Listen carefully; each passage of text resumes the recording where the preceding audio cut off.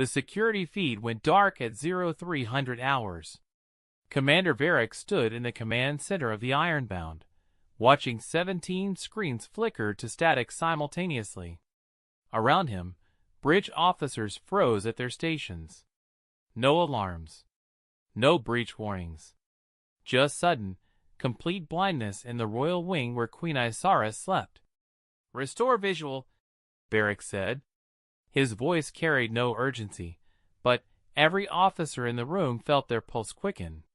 When the commander spoke that quietly, someone usually died. "Sir, the system's not responding. It's like something.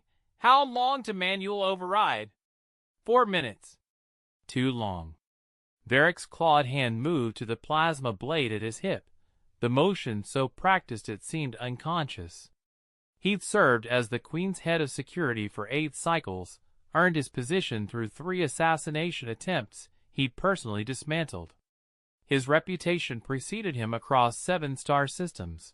The Thraxian commander who smiled at nothing and trusted no one, whose cold efficiency made even allied diplomats keep their distance.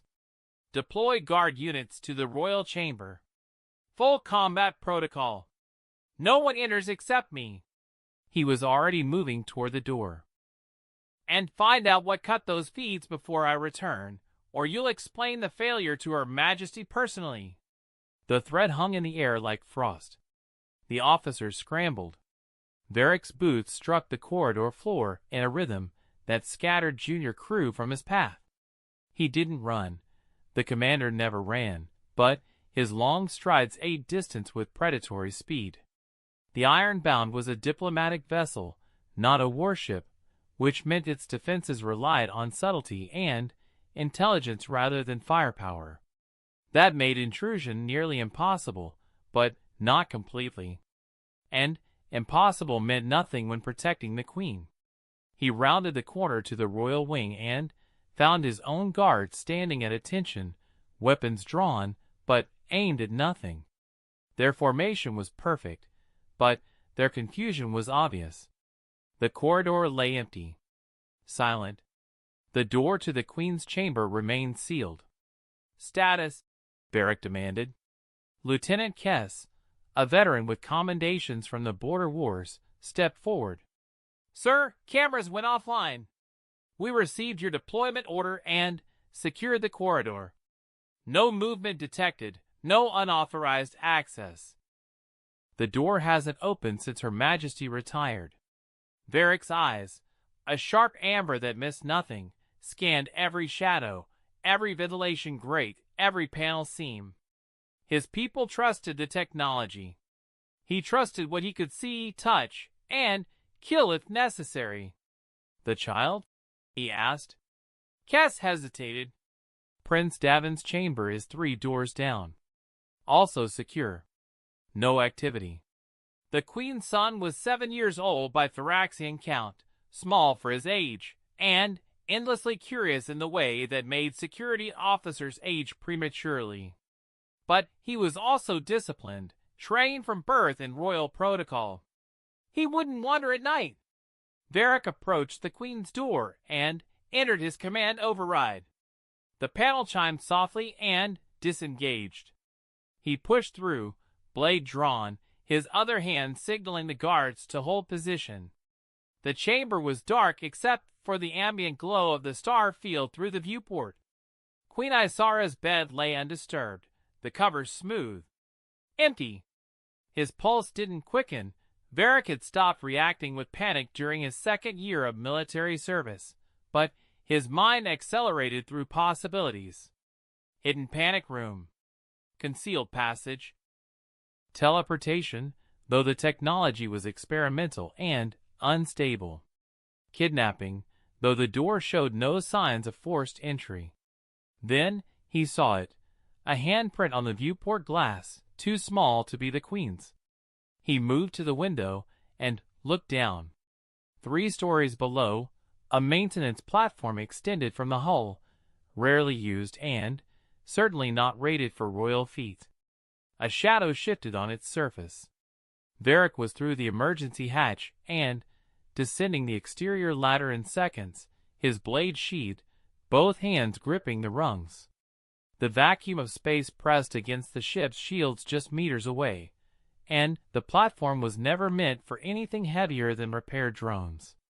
It swayed under his weight. Queen Isara sat at the platform's edge, her legs dangling over the void, her sleeping robe fluttering in the recycled air currents. Beside her, Prince Davin pointed at something in the star field, his small hand gesturing excitedly. "And that one's the Caravan Nebula," the child was saying, his voice bright with wonder. "Father took me there before he died. He said the gases sing if you listen with the right instruments." Varric's boot touched the platform. Both royals turned. The Queen's expression showed no surprise, only mild acknowledgement. Prince Davin's face, however, shifted through several emotions: guilt, defiance, then something unexpected: hope. "Commander," the Queen said calmly, "I assume the cameras are offline." "Yes, Your Majesty." Varric remained standing, his posture rigid. "We should return to secure quarters immediately." "Davin couldn't sleep," she continued, as if he hadn't spoken. "He asked to see the stars. I saw no harm in it." Every protocol in Varric's training screamed at this situation. The Queen exposed, the air vulnerable, an unsecured platform over open space. His duty was absolute: return them to safety by force if necessary. But he looked at the child, really looked, and saw something he recognized. The boy's eyes held the same hollowness Varric remembered from his own youth, after his clutchmates died in the colony uprising. The loneliness of loss. Prince Davin's father had been dead for 6 months. "The Caravan Nebula," Varric said slowly, "has 17 distinct harmonic frequencies. The northern quadrant sounds like wind through crystal." The child's eyes widened. Queen Isara turned to study her security commander with an expression he couldn't read. Varric stepped closer and, for the first time in 8 cycles, lowered himself to sit. The platform creaked but held. He pointed toward a cluster of blue stars. "That formation there, the Weeping Sisters. Your father led a relief mission there during the famine crisis. Saved 500,000 lives. You knew him?" Davin's voice was small. "I served under him before I transferred to your mother's detail. He was—" Varric paused, searching for words that didn't come naturally. "He was kind. Rare quality in a commander." The boy shifted closer, not quite touching but near enough that Varric could feel his warmth. "Do you miss him?" No one asked Varric personal questions. No one dared. His reputation was a wall built from competence and distance, designed specifically to prevent moments like this. He should end this. Return to protocol. Rebuild the barrier. Instead, he heard himself say, "Every day." Prince Davin leaned against his arm. And Commander Varric, the most feared warrior in the Thraxian fleet, the man who smiled at nothing and trusted no one, felt something crack in his carefully constructed armor. Queen Isara watched this unfold in silence, her eyes reflecting starlight. When she finally spoke, her voice carried the weight of more than just royal authority. "Commander, I think we should make this a regular occurrence. Every 7th-day evening, this platform. You'll provide security, of course." It wasn't a request. Varric met her gaze and understood what she was really asking. "Can you be more than a weapon? Can you be what my son needs?" The smart answer was no. The safe answer was to delegate this duty to someone less essential, less damaged by years of war and isolation. But Prince Davin's hand had found his, small fingers wrapping around his larger ones with complete trust, and Varric discovered that some orders from the heart outranked even the strictest protocol. "As you command, Your Majesty," he said quietly. And, for the first time in longer than he could remember, the corner of his mouth curved upward. The Queen smiled back, genuine and warm, and Varric realized she'd been waiting cycles to see if the man beneath the armor still existed. 3 decks above, Lieutenant Kess watched the security feed, now mysteriously restored, and saw something that would become legend throughout the fleet. Commander Varric, sitting under the stars with the royal family, his usual cold mask replaced by something almost human. The lieutenant wisely deleted the footage. Some moments weren't meant for records.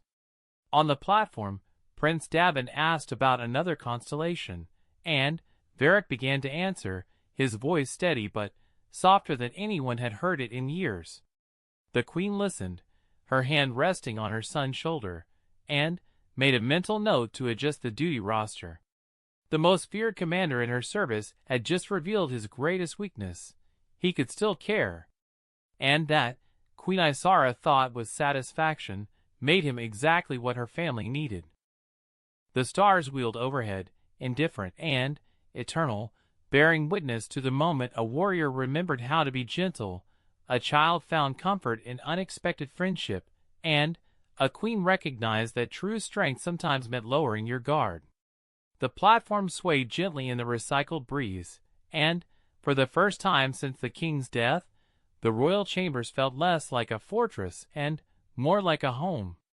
Morning brought consequences. The bridge crew had triangulated the camera blackout to a maintenance subroutine triggered from Prince Davin's personal tablet. The 7-year-old had hacked the security system with code sophisticated enough to make the chief engineer swear admiringly, before remembering he was supposed to be concerned. Varric stood in the queen's private office, the prince beside him, both at attention. The boy's chin was raised in defiance, but his hand trembled slightly. He'd refused to let Varric take the blame alone. "Explain," Queen Isara said from behind her desk, her voice carrying the formal chill of royal displeasure. Varric began his report with military precision. At 0300 hours, I discovered Prince Davin had compromised our security infrastructure to facilitate unauthorized access to an exterior maintenance platform. The risk to both your lives was significant. As head of security, the failure is mine. I ordered him not to tell. Davin interrupted, his voice wavering but determined. He didn't know what I'd done until after. Don't punish him. The queen's eyes moved between them, reading the dynamic with a perception that had kept her alive through 3 coup attempts. Commander, please wait outside. Varric hesitated. Leaving the queen alone with potential threats went against every instinct, but he recognized a dismissal when he heard one. He bowed precisely and withdrew. Through the door, he heard muffled conversation, though his enhanced hearing could have caught every word if he'd chosen to listen. He didn't. Some discussions were meant to remain private, even from security commanders. 20 minutes later, Prince Davin emerged, his eyes red but his expression lighter. He looked up at Varric and whispered, "She's not angry anymore. But I have to apologize to the entire engineering team and take advanced security ethics courses. Appropriate consequences," Varric said neutrally. "She wants to see you now." The boy paused, then added quietly, "Thank you for not lying about what happened." Varric entered the office, and the door sealed behind him. Queen Isara stood by the window, her back to him, posture radiating the tension she couldn't show her son. When she spoke, her voice was softer than he expected. "How long has he been planning this?" "Unknown, Your Majesty. But the code sophistication suggests weeks, possibly months." "And you didn't notice a 7-year-old child developing hacking skills advanced enough to blind my security systems?" The criticism landed like a blade. "No, Your Majesty. I failed in my duties." She turned to face him, and he was surprised to see not anger, but exhaustion in her features. "Varric, do you know what Davin told me just now? He said last night was the first time, since his father's death, that he didn't have nightmares." The commander had no response to that. "He also said you told him about the Weeping Sisters mission. That you served with his father." She moved closer, studying him with the intensity that made her such an effective ruler. In 8 cycles, you've never mentioned that connection. Why? Because attachment is vulnerability, Varric thought. Because caring about people gets them killed. Because I learned long ago that being the perfect soldier meant cutting away everything that makes you human. But he couldn't say that to her. I didn't think it relevant, Your Majesty. Not relevant that my head of security personally knew my husband? Not relevant that you might understand what my son is going through. Her voice sharpened. Or were you afraid that if I knew, I might expect you to be something more than a weapon? The word struck deeper than any physical blow. Varric's jaw tightened, but he held his position. Queen Isara sighed and returned to her desk. I'm not angry about last night, Varric. Concerned, yes. Frustrated with the security breach, absolutely. But not angry.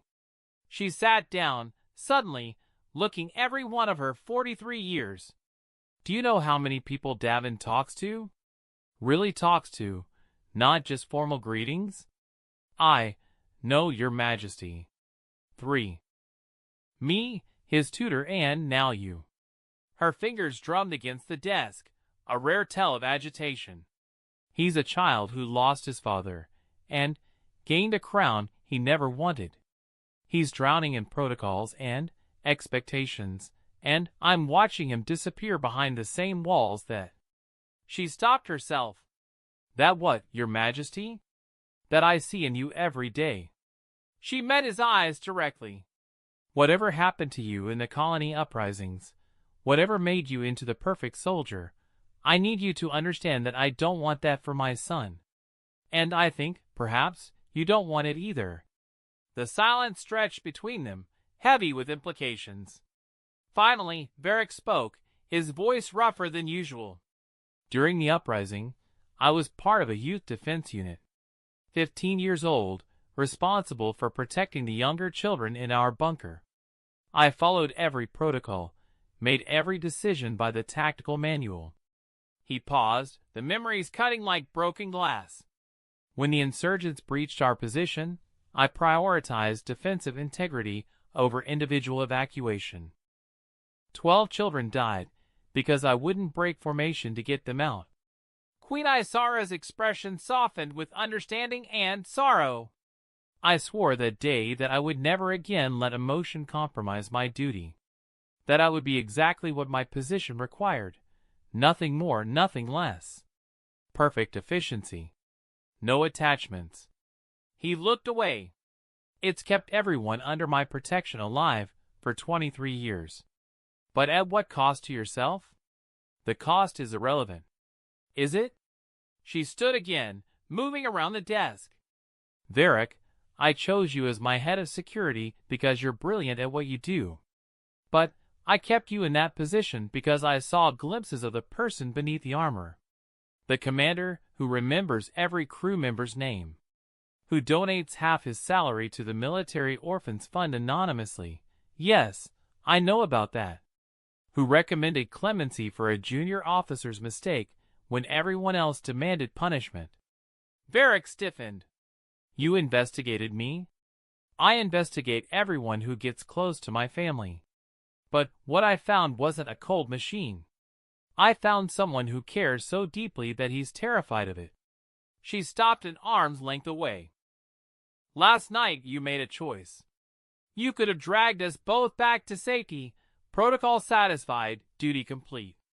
Instead, you sat down with a grieving child and showed him kindness. Do you know what that tells me? That I compromise security for sentiment. That you're capable of being what Davin needs, what we both need. Not just a guardian, but family.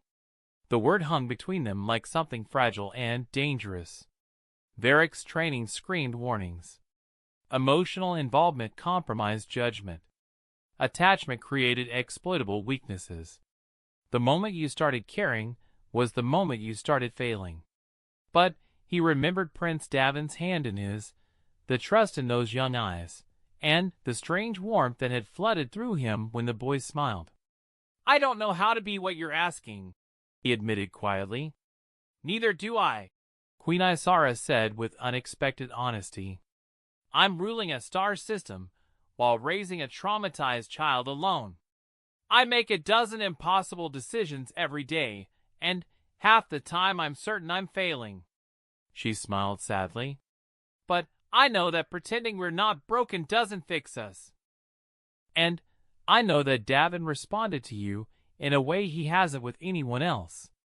Your Majesty, if I allow personal feelings to compromise my effectiveness, then you'll be human instead of perfect. And right now, that's what we need more. She returned to her desk and pulled up a holographic schedule. I'm making our platform visits official. Every 7th-day evening, you'll escort Davin to observe the stars. You'll teach him whatever you think he should know, tactics, history, constellations. And, in return, you'll allow yourself to remember what it feels like to be a mentor instead of just a soldier. It was phrased as an order, but Varric heard the question underneath, will you try? Every tactical bone in his body said to refuse. To maintain professional distance. To protect himself and his charges through emotional detachment. But he thought about those 12 children in the bunker, the ones he'd failed by being too rigid, too controlled. He thought about Prince Davin's nightmares ending after one night of genuine connection. Maybe perfect efficiency wasn't the only way to keep people safe. As you command, Your Majesty, he said, and this time meant it differently than any order he'd accepted before. Queen Isara's smile was gentle and knowing. Dismissed, Commander. And Varric? Thank you for last night. For being what my son needed, even when it scared you. He bowed and left, his mind churning with unfamiliar thoughts and feelings. In the corridor, Prince Davin waited, sitting against the wall with a data pad displaying star charts. He looked up hopefully. Are you in trouble? No, Your Highness. Are we still doing the platform visits? Varric looked down at the child, small, vulnerable, carrying too much weight for such young shoulders. He saw himself at that age, and he saw the chance to prevent another person from becoming what he'd become. Yes, he said. But next time, you ask permission instead of hacking security systems. Davin grinned, bright and genuine. Deal? As they walked toward the residential wing together, Varric felt the walls he'd built around himself beginning to crack. It was terrifying and uncomfortable and completely against his training. It also felt like the first right thing he'd done in years. Behind them, through the office window, Queen Isara watched them go and allowed herself a moment of hope. Her husband had been gone for 6 months, leaving a void that seemed impossible to fill. But maybe, just maybe, they were starting to find their way forward. Not as isolated individuals armor-plated against pain, but as something that looked almost like family. The ship's systems hummed around them, steady and secure, as Commander Varric began the strange and difficult work of learning how to care again. The first official platform visit arrived with bureaucratic efficiency.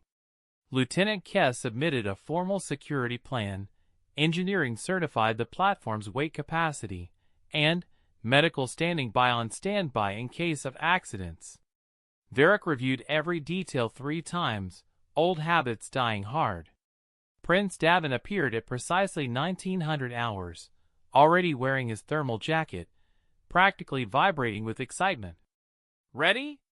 Varric asked. I've been ready since breakfast. They made their way through the ship's corridors, the prince chattering about his day, lessons in quantum mathematics, a frustrating session with his diplomatic tutor, a prank involving the chef's assistant, and synthetic protein that had gone hilariously wrong. Varric listened, offering occasional responses, still adjusting to this version of his duties that involved conversation instead of silence. The Queen joined them at the hatch to the exterior platform, wrapped in a deep blue cloak that made her look less like a monarch and more like a mother seeking a moment of peace. Your Majesty, Varric greeted her with a bow. "Varric." She nodded, then turned to her son. "Remember what we discussed about listening?" "Yes, Mom." Davin's eyes rolled with the universal exasperation of children everywhere. They descended to the platform together, and this time Varric had come prepared. He'd brought portable heating units, cushions rated for exterior use, and a holographic star chart projector. The platform had been reinforced by engineering and equipped with emergency force field generators. If they were going to do this, it would be done properly. Davin's eyes widened at the setup. "This is amazing!" "Sit," Varric instructed, activating the projector. The space above them filled with a three-dimensional map of the surrounding systems, each star and planet labeled with remarkable detail. For the next hour, he taught. He showed them the major trade routes, explained the navigation markers used by military vessels, pointed out spatial anomalies that made certain regions dangerous. Prince Davin absorbed everything with intense focus, asking questions that showed genuine understanding. Queen Isara mostly listened, but occasionally she'd add historical context or diplomatic nuances that complemented Varric's tactical perspective. They fell into an easy rhythm, each contributing their expertise, building a more complete picture together than either could alone. "What's that one?" Davin pointed to a red giant star pulsing at the edge of the display. "Corvin Prime," Varric said. "It'll go supernova within the next 1,000 years. Too far out to threaten inhabited systems, but the radiation waves will be visible across half the galaxy. Will people go watch it? If they're smart, they'll watch from a safe distance." Varric adjusted the display to show the projected blast radius. "Supernovas are beautiful and deadly. Respect both qualities." The boy considered this seriously. "Like you." Varric blinked. "What?" "People say you're dangerous. That everyone's scared of you." Davin looked up at him with complete innocence. "But you're also kind. When you remember to be." Queen Isara made a sound that might have been a suppressed laugh. Varric felt heat rise to his face, an unfamiliar sensation. That's not. My reputation is based on competence, not. You brought extra cushions so we'd be comfortable," the queen observed, her eyes sparkling with amusement. "And you're teaching my son advanced astrogation when you could be running combat drills. I think Davin might be right. I'm simply fulfilling my assigned duties." "Of course you are."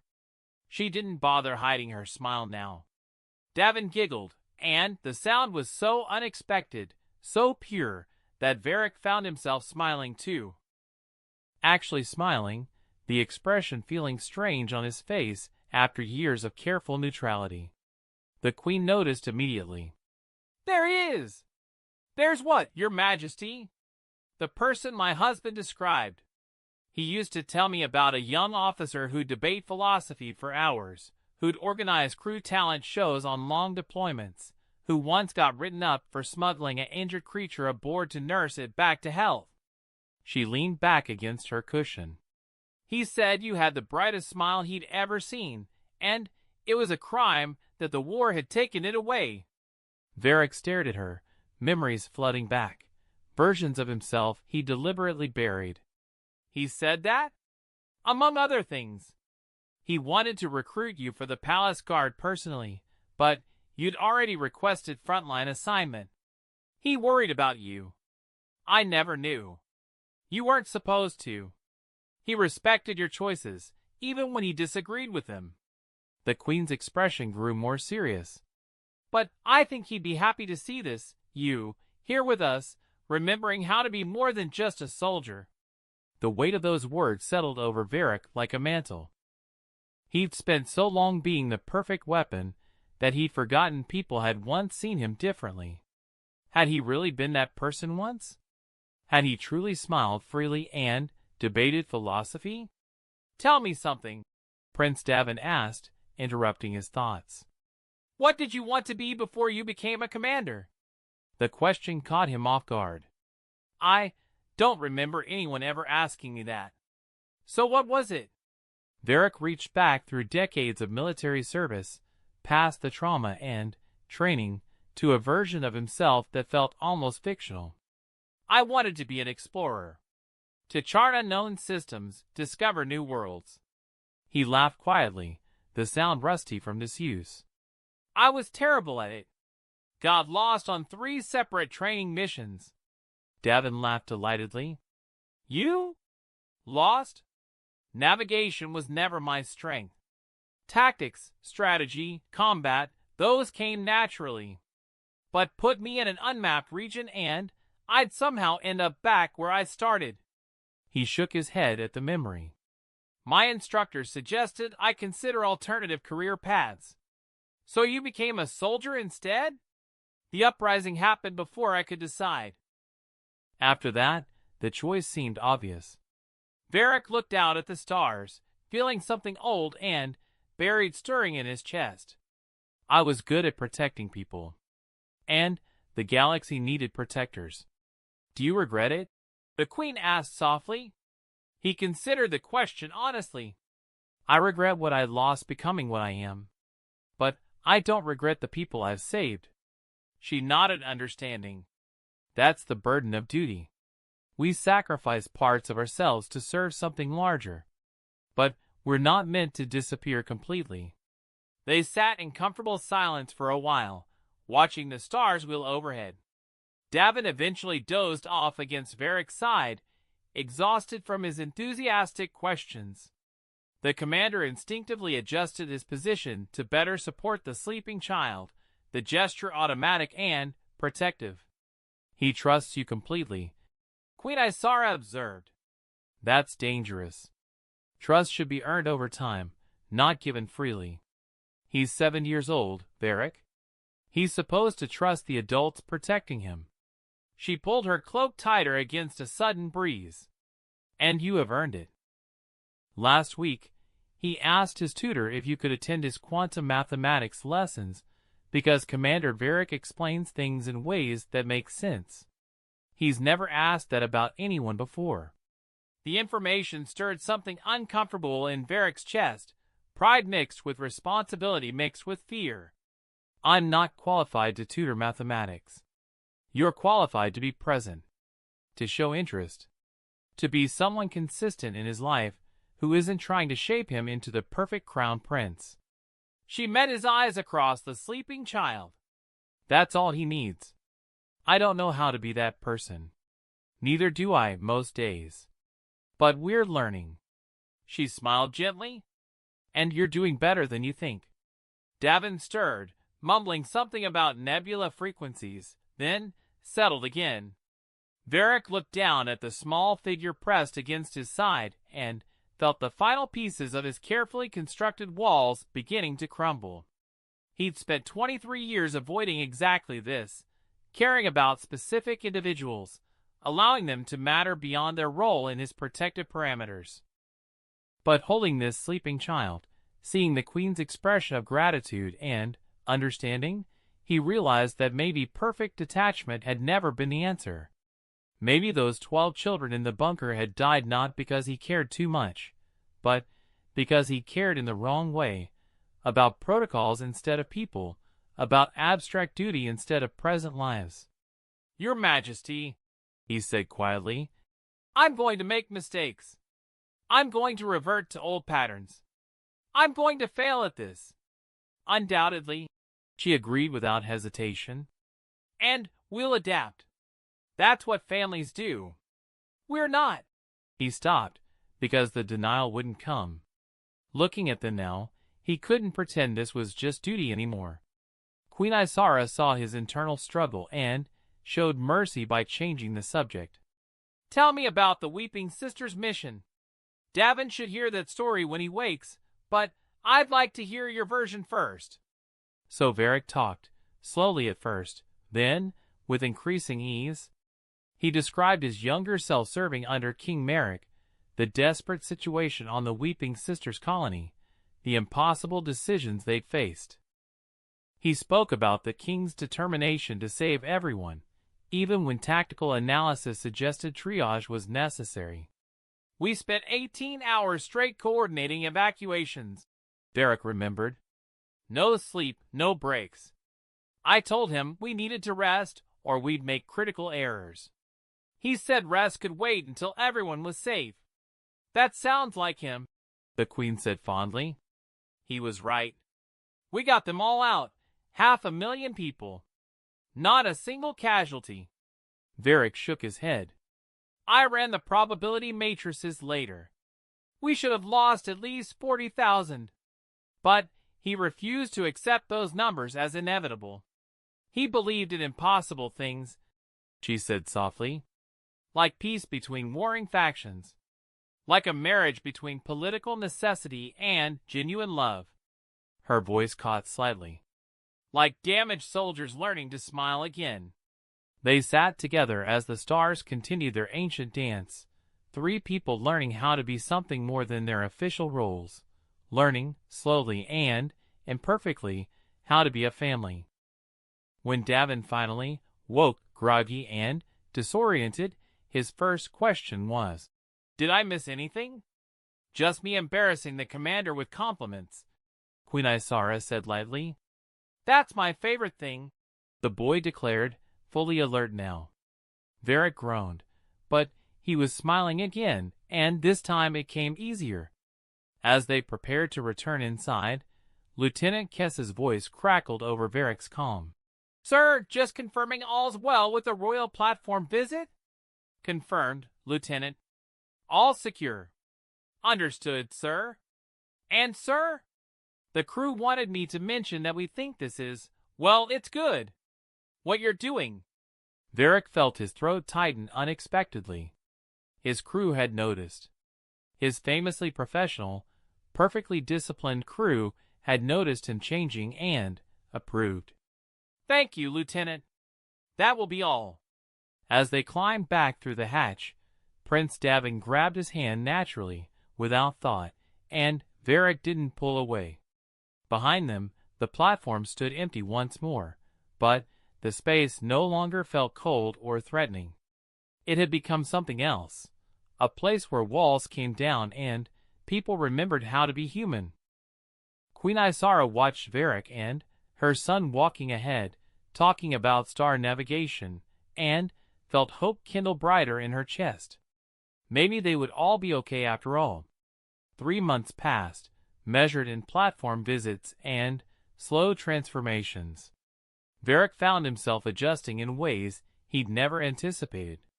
Prince Davin started appearing at his office during free periods, asking questions about tactics or just sitting quietly while doing homework. The Queen began requesting his presence at informal dinners, not as security but as company. The crew gradually stopped flinching when he approached, responding instead with nods and small smiles. He was, against all expectations, becoming part of their lives instead of just their guardian.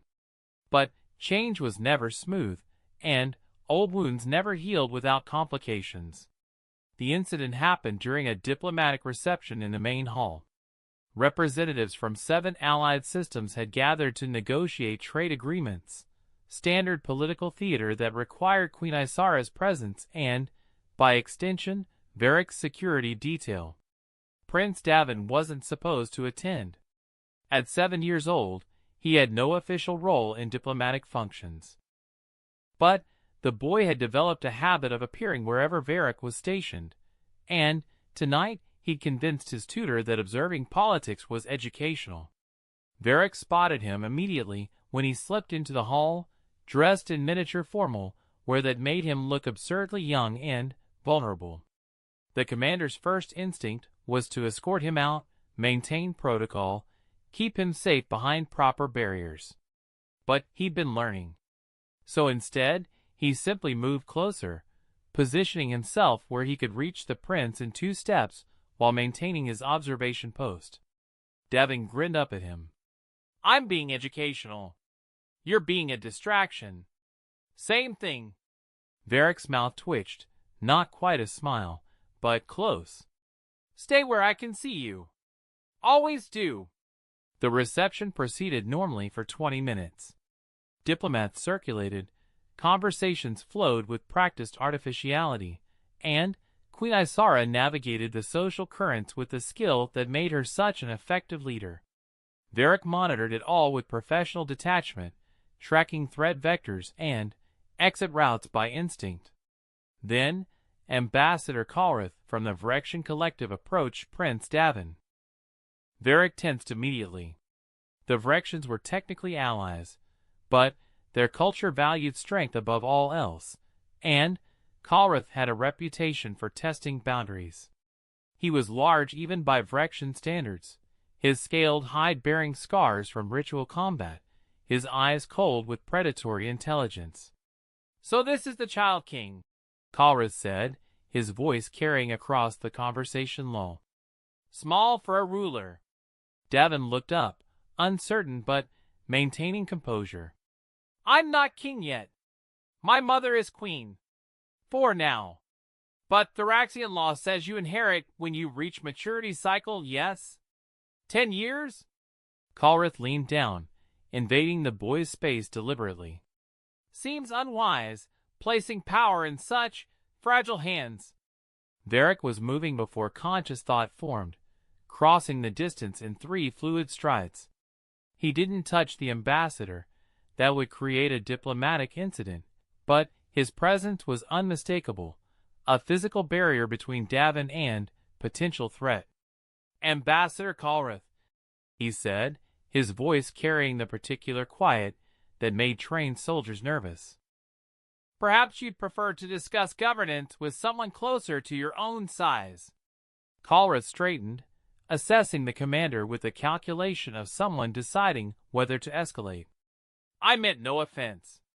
Simply making observations. Observe from over there." Varric gestured toward the far side of the room. The hall had gone silent. Every diplomat, every guard, every server stood frozen, watching this confrontation between 2 of the most dangerous beings in the sector. Queen Isara appeared at Varric's elbow, her expression calm but her eyes sharp. "Ambassador, I believe you were scheduled to discuss the mining rights proposal with Minister Thrace. He's waiting in the garden room." It was a dismissal wrapped in diplomatic courtesy. Kalrith recognized it as such and, after a moment's consideration, bowed stiffly. "Of course, Your Majesty. My apologies for any misunderstanding." He left, his scaled tail swishing with barely controlled aggression. The hall gradually resumed its previous rhythms, but Varric noticed the glances, the whispered conversations. He'd just created a political complication, possibly damaged the trade negotiations, all because— "Thank you," Prince Davin whispered, his voice shaky now that the threat had passed. Varric looked down and saw the fear the boy had hidden so well during the confrontation. Saw a 7-year-old child trying desperately to be brave enough for the crown he'd eventually wear. Saw himself at that age, facing down insurgents while pretending not to be terrified. "You did well," he told Davin quietly. "Standing your ground, maintaining protocol. Your father would be proud." The boy's eyes shone with something that might have been tears, quickly blinked away. "I was scared. Fear is intelligence recognizing danger. Using fear to stay alert instead of freeze? That's courage." Varric placed a hand on the small shoulder. "You have more of it than most adults I know." Queen Isara watched this exchange, and Varric saw something complex in her expression, gratitude mixed with concern. "Davin, please ask your tutor to escort you back to your quarters. It's past your schedule anyway," she said gently. The prince looked like he wanted to argue, but something in his mother's tone stopped him. He squeezed Varric's hand once, then, left with his tutor, glancing back twice before disappearing through the doors. "Walk with me," the queen commanded Varric.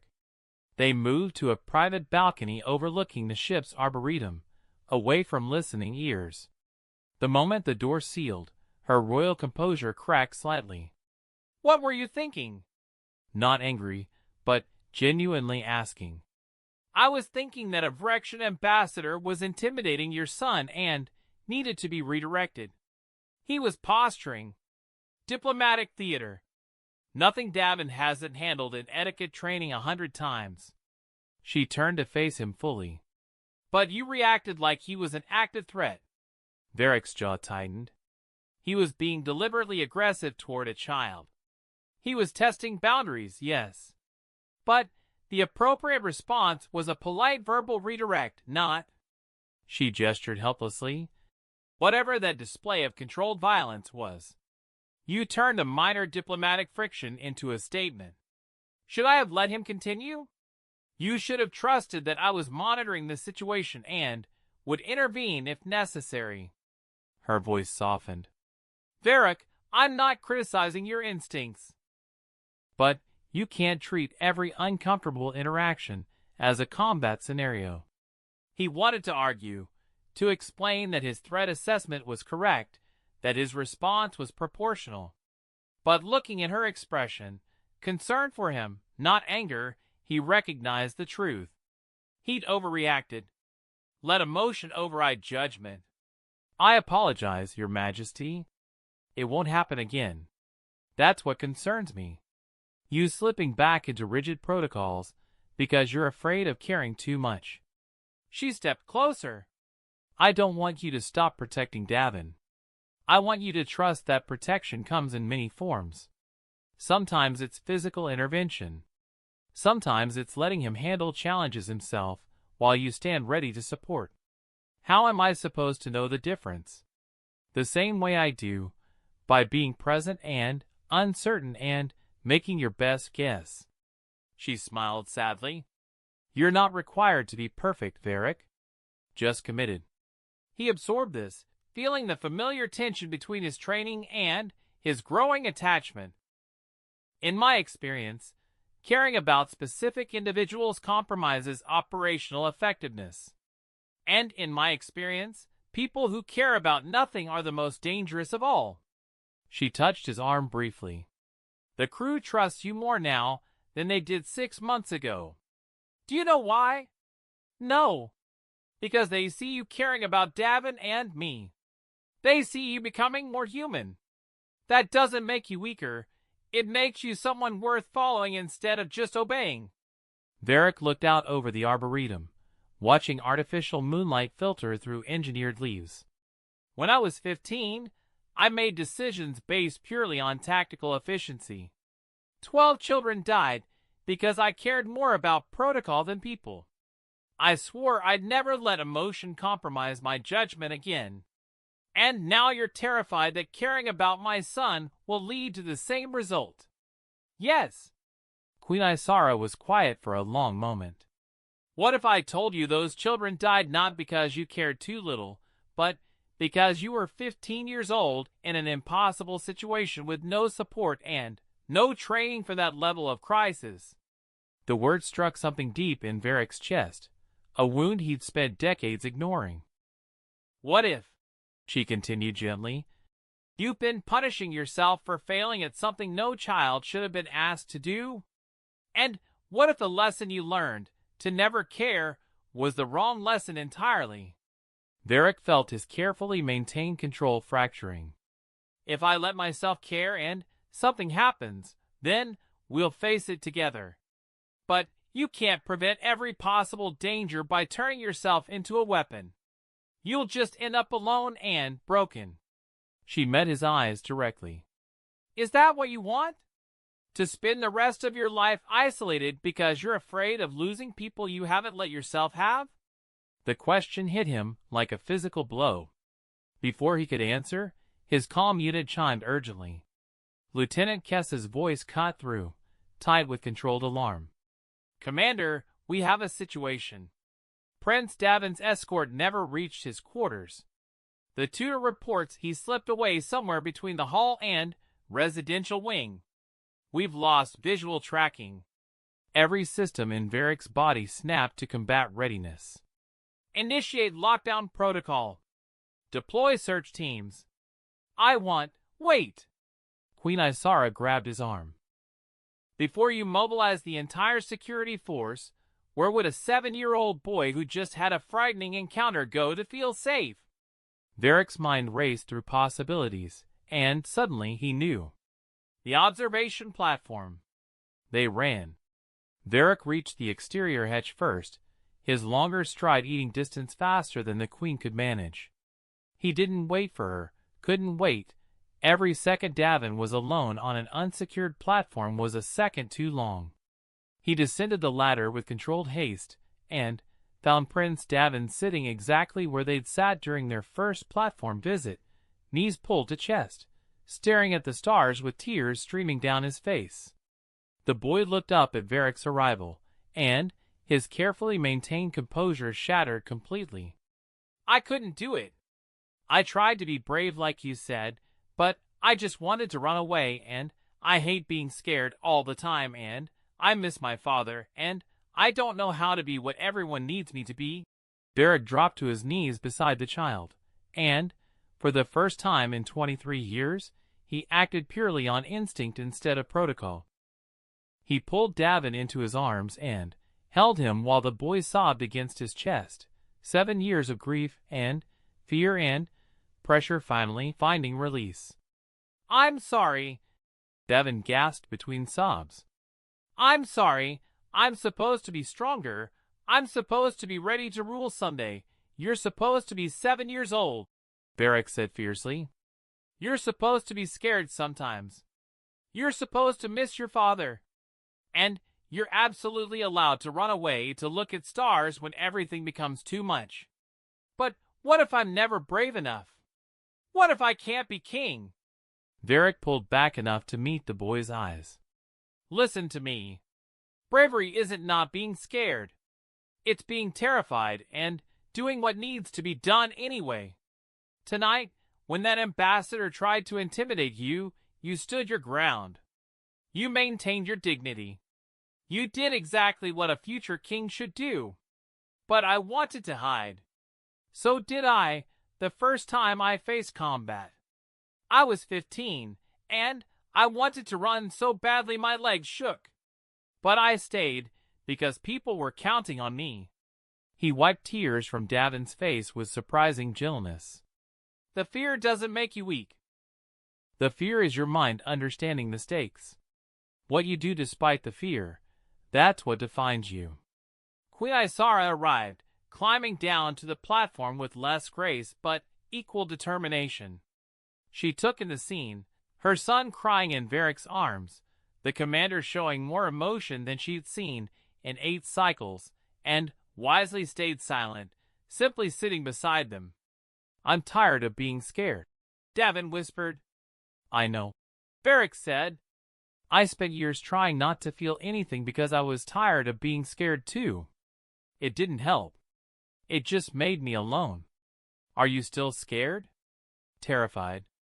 Every day, I'm afraid something will happen to you or your mother. That I'll make the wrong call. That I'll fail to protect what matters. He glanced at the Queen, then back to Davin. But I'm learning that being afraid for people you care about means you're alive. Means you're connected to something bigger than yourself. Did my father teach you that? No. You did. Davin blinked in surprise. Me? You and your mother both.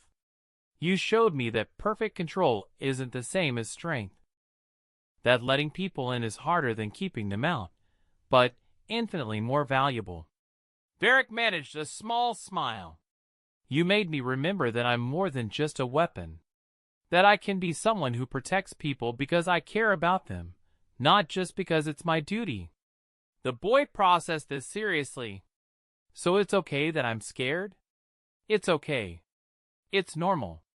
It's human, or Thoraxian, in our case. Varric stood, pulling Davin up with him. But next time you need to escape for a while, tell someone where you're going. Your mother and I both just aged several years. Sorry. Davin looked genuinely contrite, then brightened slightly. But you called her your mother, not the Queen. Does that mean you think of us as family? Varric froze, realizing what he'd said, how naturally the informal reference had come. He looked to Queen Isara, uncertain how to respond. She smiled, warm and understanding. I think it means we've all been changing each other without quite realizing it. Is that acceptable? Varric asked carefully. Acceptable? She laughed softly. Varric, 3 months ago, you barely spoke to anyone. Now you're comforting my son through a breakdown and admitting you're scared. I'd call that remarkable progress. Davin tugged on Varric's sleeve. Can we stay here for a while? Look at stars like we usually do? Every protocol said no. The boy was upset. Security was compromised. Procedures demanded immediate return to secure quarters. But Varric looked at Davin's hopeful face, at the Queen's encouraging expression, and made a choice. Yes. But I'm sending Lieutenant Kess the all-clear first, before she organizes a ship-wide manhunt. He sent the message, then settled onto the platform between the two people who had somehow become his family. They sat in comfortable silence, watching the infinite dark painted with distant light, each processing the evening's revelations in their own way. Commander? Davin asked eventually. Yes. Ambassador Kalrith was wrong. I'm not fragile. No, you're not. You're stronger than most adults I know. So are you. Even when you're scared. Varric felt something in his chest crack open completely, that final wall crumbling into dust. He'd spent so long believing strength meant isolation, control meant perfection, safety meant distance. But sitting here with people who'd seen him at his most vulnerable and valued him anyway, he understood finally that true strength was admitting you needed others. That real control meant choosing to care despite the risk. That the deepest safety came not from walls, but from connections that held you when you fell. Yes, he agreed quietly. Even when I'm scared.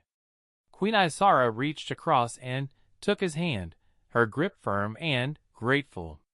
Davin leaned against his other side, small and trusting and infinitely precious. And Commander Varric, the most feared warrior in the Thraxian fleet, allowed himself to hold them both, to be held in return, and discovered that this, finally, was what it meant to be whole. The stars wheeled overhead, indifferent and eternal. But on their small platform suspended between darkness and light, 3 people who'd been broken by loss and duty and impossible expectations learned that healing didn't require perfection. It only required showing up, being honest, and choosing connection over safety. Again and again and again, until it became natural instead of terrifying. Until it became family.